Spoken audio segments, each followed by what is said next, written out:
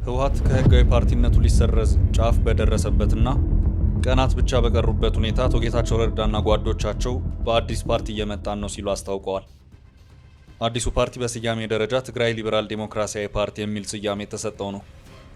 አዲስ አበባ ላይ በከተማው የአቶ ጌታቸው ቡድንና መቀሌን ማዕከሉ ባደረገው የነ ዶክተር ደብረጽዮን መካከል አዲሱ የፖለቲካ ፍልሚያ ተጀምሯል።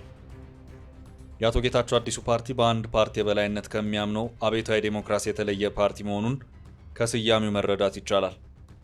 በቀድሞ ገዢ ፓርቲ ኢህአዴግ የአብዮታዊ ዴሞክራሲ ርዕዮተ ዓለምና በልማታዊ መንግስት አስተምሮ ውስጥ ያለፉት አቶ ጌታቸው ረዳ አሁን ደግሞ በሊበራል ተራማጅ ፓርቲ አስተሳሰብ እየመጣው ነው እያሉ ነው። አሁን አዲሱ ነገር የአቶ ጌታቸውና ጓዶቻቸው አዲስ ፓርቲ ማቋቋም ጉዞ ላይ መሆን ብቻ ሳይሆን ህወሓት ከህጋዊ ፓርቲነት ክበብ ውስጥ ወጥቶ ታሪክ የሚሆንበት ጫፍ ላይ መድረሱ ነው። የኮሚኒስታዊ ርዕዮተ ዓለም ወግ አጥባቂ አስተሳሰብ አራማጅ የሆነው ህወሓት አሁንም ቢሆን ምን ሲደረግ በሚለው አቋሙ እንደጸና ነው። ይህንን ሀቅ ለመረዳት ከቀናት በፊት ያወጣውን መግለጫ ብቻ ማየቱ በቂ ነው። የአቶ ጌታቸው ረዳ አካሄድ ለዘብ ያለና ስልታዊ ሆኖ ይታያል። እንደ ህወሓት የከረረ ነገር አይታይባቸውም።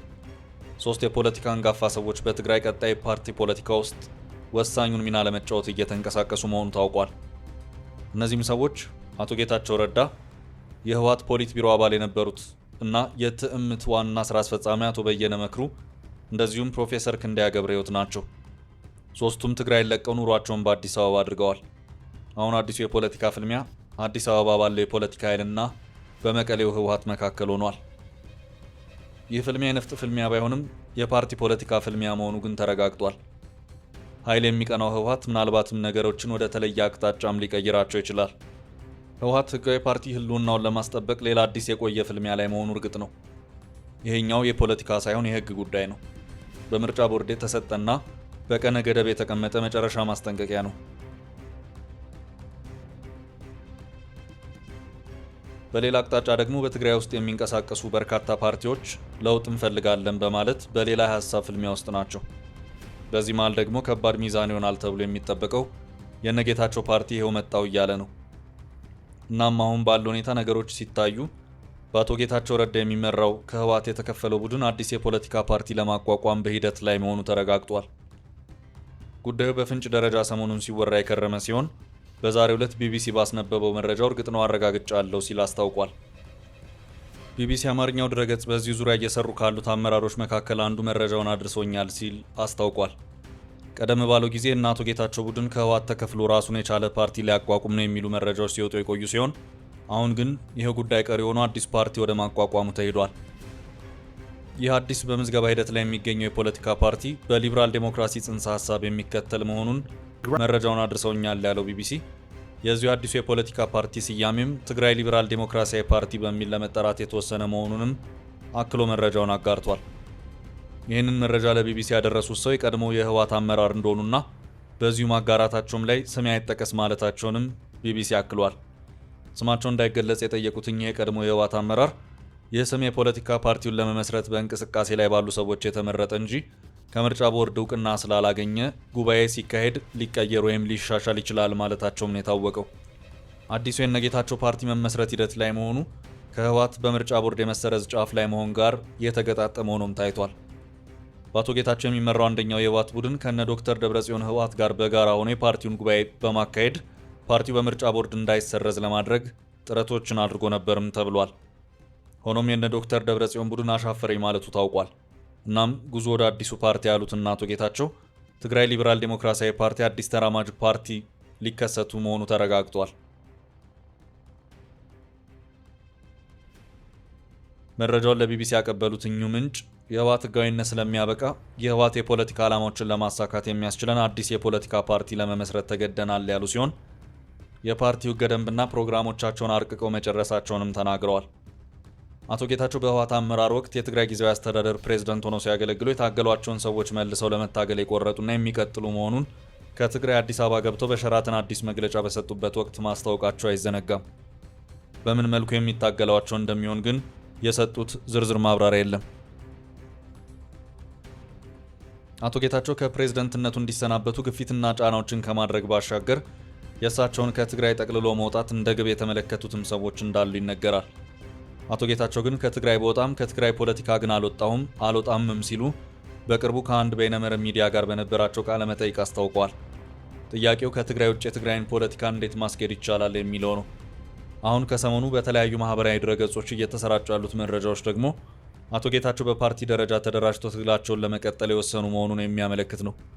እንደ ፓርቲ ሆኖ በህጋዊነት ለመመዝገብ ከሚያስፈልጉት መስፈርቶች መካከል አንደኛው የደጋፊዎችን ፊርማ ማሰባሰብ ሲሆን አሁን ወሳኙ ጥያቄ ሆኖ እየተነሳ ያለው በምን መልኩ ፊርማ ይሰባሰባል የሚለው ነው።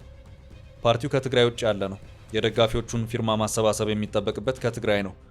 አሁን ህወሓት አስፍቶ ትግራይን በተቆጣጠረበት ሁኔታ እንዴት ይሆናል የሚለው ጥያቄ ይነሳል።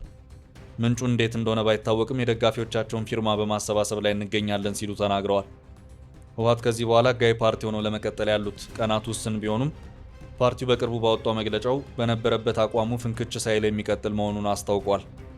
ይኸውም አቋሙ እንደ አዲስ ፓርቲ ተመዝግቤ ጉባኤ የማካሄድበት አንዳች ነገር አይኖርም የሚል ነው። የኢትዮጵያ ብሔራዊ ምርጫ ቦርድ በበኩሉ ህወሓት በተቀመጠለት ጊዜ ገደብ ውስጥ ተገቢውን መስፈርት አሟልቶ ህጋዊ ፓርቲ ሆኖ የማይመዘገብ ከሆነ ህጋዊነቱን ሊያጣ እንደሚችል በደብዳቤ ጭምር ታግዞ ተከታታይነት ያላቸውን ጠበቅ ያሉ ማስጠንቀቂያዎችን ሲሰጥ ነበር። ሆኖም በነ ዶክተር ደብረጽዮን ህወሓት በኩል ፈጽሞ ምን ሲደረግ ወይ ፍንክች በሚለው አቋም እንደጸና ነው።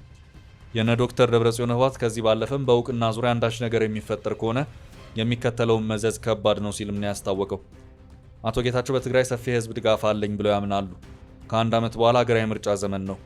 የዶክተር ደብረጽዮን ህወሓት አጣብቂኝ ውስጥ ነው።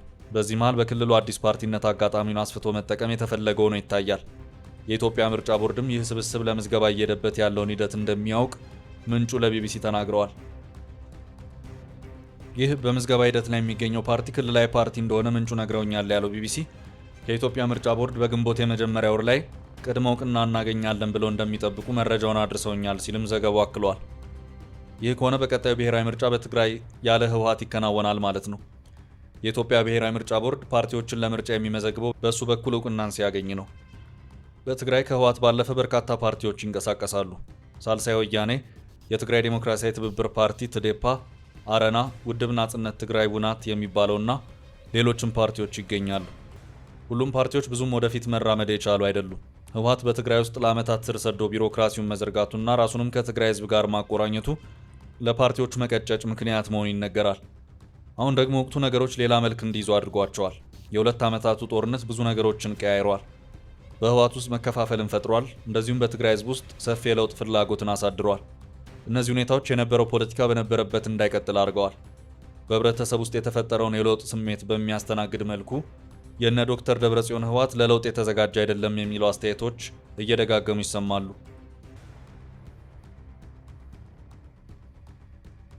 በዚህ ሂደት ውስጥ የእነ አቶ ጌታቸው በአዲስ ፓርቲ እየመጣ ነው ማለት እንደዚሁም የነ ዶክተር ደብረጽዮን ህወሓት በምርጫ ቦርድ የእውቅና አጣብቂኝ ውስጥ መግባት የትግራይ ፖለቲካ የተለየ መልክ እንዲይዝ የሚያደርገው ይሆናል የሚሉ አስተያየቶች ጎልተው በመሰማት ላይ ናቸው። ህወሓት በምርጫ ቦርድ እውቅናውን ከተነፈገ ወዴት ይሄዳል የሚለውን በራሱ አንድ ትልቅ ጥያቄ ነው። አንዳንዶች ነገሮች ወደ ኃይል ሊያመሩ ይችላሉም የሚሉ ግምቶቻቸውን እያስቀመጡ ነው። በቅርቡ ከዶቼ ቬለ እንግሊዝኛው ክፍል ጋር ቆይታ ያደረጉት የህወሓት ሊቀመንበር ዶክተር ደብረጽዮን ገብረ ሚካኤል ከዚህ በኋላ የትግራይ ህዝብ ጦርነት አይፈልግም፣ እንደውም አሁን ፓርቲያችንና የትግራይ ህዝብ ስጋት የኢትዮጵያና የኤርትራ መንግስታት ወደ ጦርነት ገብተው ትግራይን የጦር አውድማ እንዳያደርጓት ነው። ለዚህ ደግሞ ሁለቱ መንግስታት ዲፕሎማሲን አስቀድመው ሰላማዊ መፍትሄን እንዲያፈላልጉ ጣልቃ ገብቶ ጫና እንዲያደርግ እንፈልጋለን ሲሉም ነበር ያስታወቁት። ከዚህ አንጻር ህወሓት በማናቸውም መልኩ ከዚህ በኋላ ኃይልን በአማራጭነት እንደማይጠቀም የተሰጠ የደብረ ጽዮን ማብራሪያ ይመስላል። በሌላ አቅጣጫ ደግሞ በእሳቸው የሚመራው ህወሓት ባሳለፍነው ሳምንት የቀደመውን እውቅናዬን ባታጸኑልኝ ወዮላችሁ አይነት መልእክት ያዘለ መግለጫን አውጥቶ ታይቷል።